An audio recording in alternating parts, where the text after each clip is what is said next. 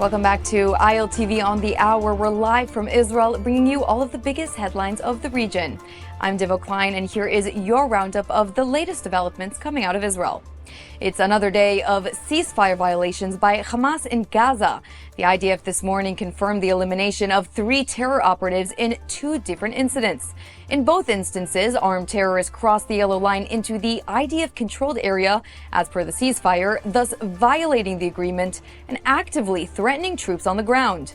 In the south of the Strip, Kfir Brigade soldiers eliminated a Palestinian Islamic Jihad terrorist by operating airstrikes to target the gunman. A short time later, surveillance teams identified another terrorist approaching troops in southern Gaza. Soldiers of the Gaza Division's Southern Brigade opened fire and eliminated him. And in the north, the Air Force struck and killed a Hamas operative who the IDF says was preparing an imminent sniper attack against Israeli troops. They published the video of the strike.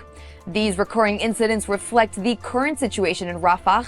Dozens of Hamas terrorists trapped underground, hiding in a tunnel on the IDF-held side of the Yellow Line. But for the first time in weeks, Israeli media reported a solution to the problem. In a proposal sent through mediators, Israel has offered the following: surrender, disarm, move to Israeli prisons, and later be released to Hamas-controlled Gaza. So far, the gunmen are refusing, and at this point, it's unclear whether Hamas chiefs can even get the message across to these trapped terrorists. And speaking of Hamas, in a disturbing development, Israel's defense establishment sends a sharp warning.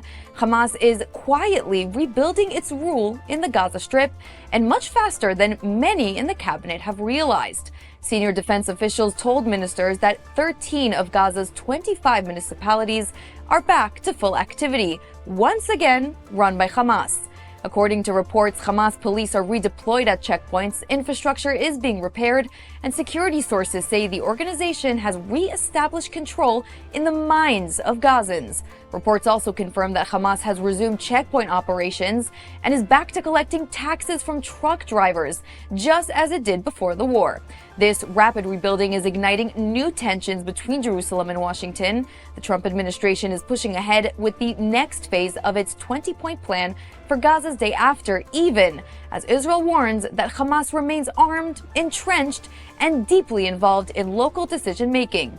With the U.S. struggling to assemble a multinational stabilization force, Washington is turning to interim solutions that Israel strongly rejects. Defense officials say the conclusion is clear. If the United States does not move to dismantle Hamas, Israel will have to, and according to the IDF, it's only a matter of time before such a plan will have to be carried out. And the IDF's counterterrorism operation in Judea and Samaria is continuing and picking up speed. Just in the last night, IDF troops detained multiple suspects while searching for weapons in the Tubas area in northern Samaria. Raids were conducted in areas where intelligence suggests local terror groups attempted to establish presence. The operation details are now revealed, with the raids beginning with airstrikes directed by ground troops to isolate the area before allowing foot soldiers to enter, alongside border police officers. The ground forces conduct searches and raids before detaining suspects and beginning interrogation. According to preliminary reports, the IDF and Shin Bet arrested or questioned 60 people. And in an interesting twist, among those detained and later released was Samir Basharat, the mayor of the city of Tamun. And Israeli intelligence has once again thwarted an Iranian plot against Israelis abroad. According to reports, the Mossad, working closely with African security forces, dismantled a Quds Force-led plan that targeted Israeli diplomatic sites in Uganda and Senegal. The plot involved a network of Pakistani and Bangladeshi agents operating from Iran, as well as local African recruits. They were tasked with surveillance, buying Western weapons, and preparing attacks, and authorities say the cell was caught before any damage could be done. Experts are pinpointing these cases as a show of the Islamic Republic's continuous investments in global terror operations.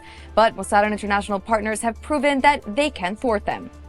And that is a wrap for this edition of ILTV on the Hour. I'm Devo Klein, and thanks so much for watching.